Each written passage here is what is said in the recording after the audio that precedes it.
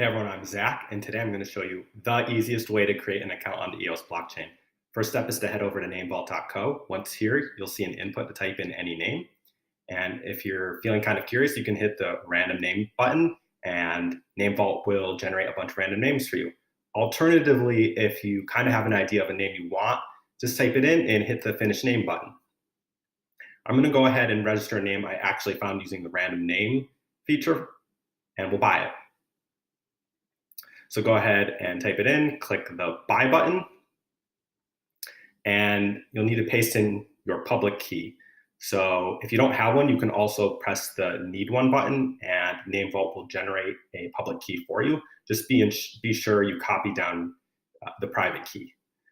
Once everything's done, hit the proceed to Coinbase button. Once here, you can pay in a bunch of different currencies. I'm going to use Ethereum, so I'm going to go ahead and copy and paste the amount into my Ether wallet, as well as the address. And remember, you can use any wallet, any type of wallet that you want. And hit the generate transaction, and then send transaction, and I'm sure. So looks like our payment's processing. I'm going to speed up through this, but it doesn't take long. And it was good.